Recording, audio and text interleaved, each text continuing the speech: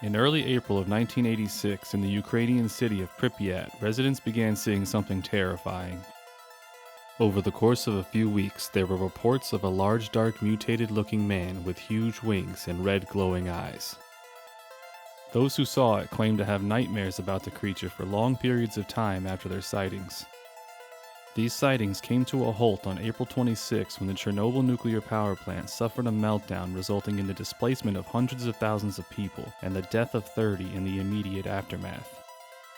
Dozens more would unfortunately perish from radiation-induced cancers in the years to come.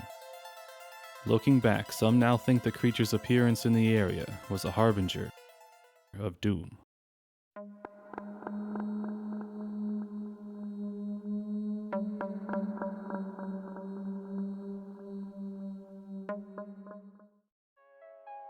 "19 years prior to Chernobyl, nearly 5,000 miles away and halfway around the world, a small rural area was struck with a calamity of its own.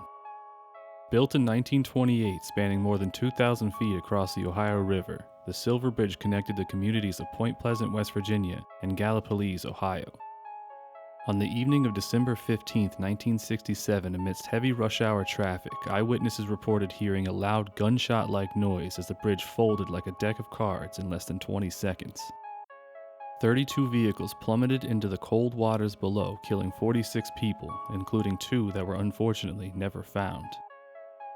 On the surface, the Chernobyl meltdown and the collapse of a bridge on the other side of the world have seemingly nothing in common. But a creature incredibly similar to the one seen in Pripyat was reported for over a year in West Virginia leading up to the Silver Bridge disaster. On November 12, 1966, 5 men were digging a grave near Glendenning, West Virginia.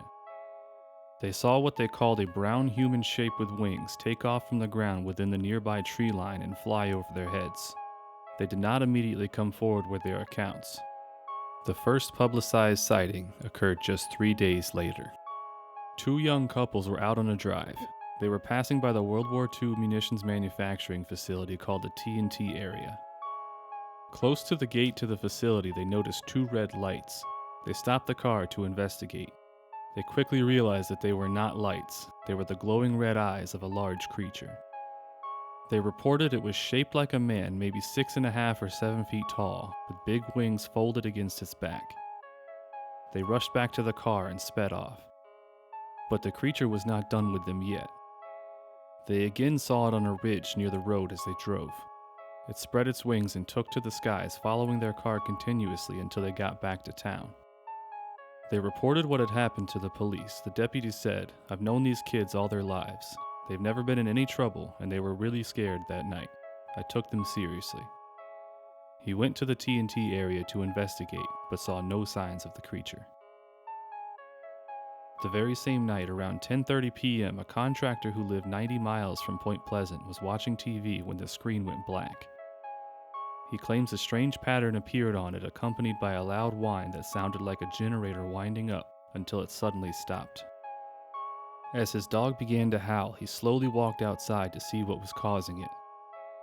The dog's focus was fixed on the barn on his property. The man raised his flashlight in the direction, illuminating 2 red circles. The dog feels his anxiety and takes off towards the lights. The man sprints back to his house and grabs his gun. But he can't overcome the fear and is unable to force himself back outside. Eventually, he falls asleep with his gun by his side. When he wakes up, he searches endlessly for his dog but cannot find it.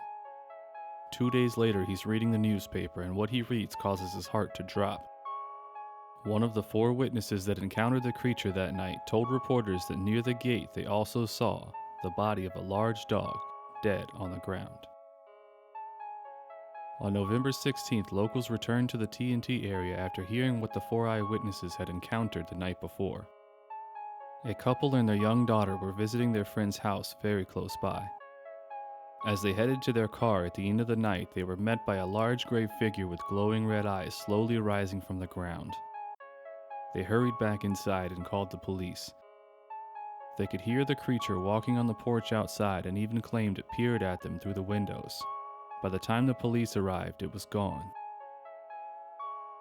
The following week, a man was driving on Route 62 north of the factory. He reported that he saw the same creature standing in a field near the road before it flew away. Over the next year leading up to the Silver Bridge disaster, sightings continued, including a woman claiming to see it standing in her front yard. Some see the appearance of what became known as the Mothman as a harbinger of doom similar to Chernobyl. Others see it as something else entirely. They believe it is the manifestation of something called the Cornstalk Curse that has plagued the region since the days of the American Revolution. Cornstalk was a leader of the Shawnee people. In 1774, as settlers began to expand westward, the Shawnee and 6 other aligned nations prepared to protect their territory and took up arms along the Ohio River in the area that would become Point Pleasant. The settlers sent men to face off and battle commenced. It ended with the retreat of the 7 tribes and hundreds of deaths in total. Over time, Cornstalk was able to reach peace with the approaching settlers, but this would not last. 3 years after the battle in 1777, during the American Revolution, he would report to his allies that the British were attempting to coerce the 7 native nations into attacking the fort that had been built at the site of the first battle. Cornstalk and Delaware Chief Red Hawk wanted to avoid involving their people in the war, so they wished to negotiate for peace, as the other 5 tribes had already amassed along the Ohio River once again. Due to their alliance, they informed Captain Arbuckle at the fort that if peace could not be solidified and an attack occurred, they would have no choice but to join their people in battle. Arbuckle then decided to take the 2 tribal leaders hostage, intending to use their presence as a deterrent, which created a standoff between the 2 sides. The standoff lasted until one day gunfire was heard outside the fort's walls and everything changed. 2 soldiers who had gone outside to hunt were ambushed, leaving one of them dead. When his body was brought back inside the confines of the fort, it sent some of the men into a rage. Ignoring direct orders, they broke into the room where Cornstalk and Red Hawk were being held. They opened fire on the men. Cornstalk was struck by 8 bullets. As he laid there dying, he allegedly said, "I was the borderman's friend. Many times I have saved him and his people from harm. I have never warred with you, but only to protect our wigwams and lands. I refused to join your pale-faced enemies with the red coats. I came to the fort as your friend, and you murdered me. For this, may the curse of the Great Spirit rest upon this land. May it be blighted by nature. May it even be blighted in its hopes. May the strength of its peoples be paralyzed by the stain of our blood." In the coming decades, the region would be constantly struck by tragedy. In 1907, the worst coal mining accident the United States has seen to this day happened in Monongah, West Virginia, killing over 300 people. 13 years later, nearly the entire Ohio River flooded, killing an estimated 150 people and leaving over 1 million displaced. Another 150 people were killed and dozens more injured in 1944 when during a single day at least 7 tornadoes tore through the tri-state area of Pennsylvania, West Virginia, and Maryland. 1967, of course, saw the Silver Bridge disaster that claimed 46 lives. The next year, a plane from Piedmont Airlines crashed near the Kanawha Airport, killing 35. In 1970, the famous Southern Airways crash occurred that took the lives of all 75 people on board, including 45 players and coaches from the Marshall University football team. In 1976, the Mason County Jail in Point Pleasant was shaken by an explosion. Harriet Sisk, who was arrested for killing her daughter, was housed there. On the night of March 2nd, her husband Bruce traveled to the jail equipped with a suitcase packed with explosives. He forced his way into the building wielding a sawed-off shotgun. The bomb was soon detonated, killing Harriet, her husband, and 3 police officers, injuring 11 others. The investigation discovered that the pair had entered into a suicide pact, and this was Bruce's way of completing it. 1978 saw multiple tragedies. During the construction of the Willow Island power plant, scaffolding collapsed and took the lives of 51 construction workers. Later that year, a train derailed in Point Pleasant and spilled thousands of gallons of chemicals into the ground, contaminating the town's water supply and rendering wells unusable.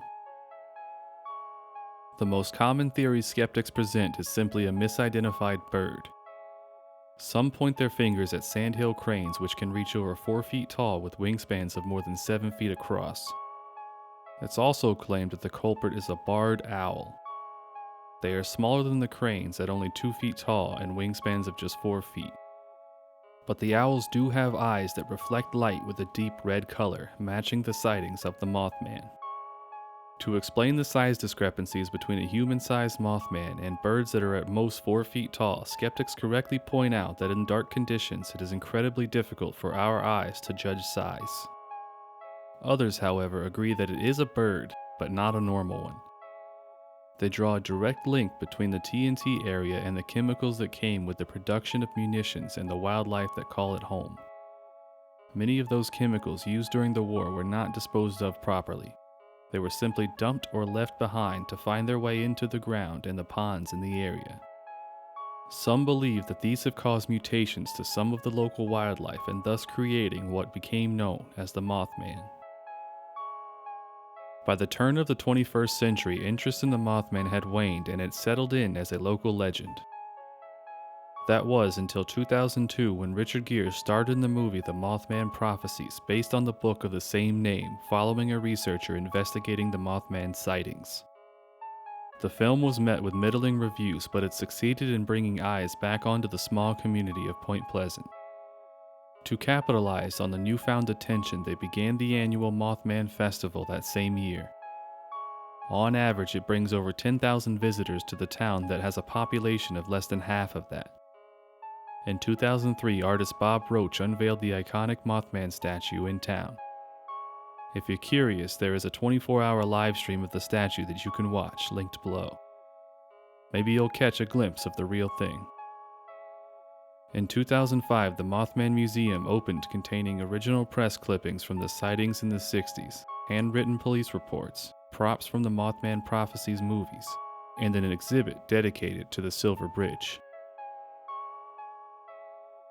Point Pleasant resides in a region that has been home to death and tragedy for as long as the United States has existed. The Mothman legend has given this small town of just over 4,000 people international recognition and brings in visitors from around the world that are enthralled by the stories. Unlike many other cryptids, evidence of the Mothman is almost entirely anecdotal. But maybe that's all the evidence we need to keep the legend alive.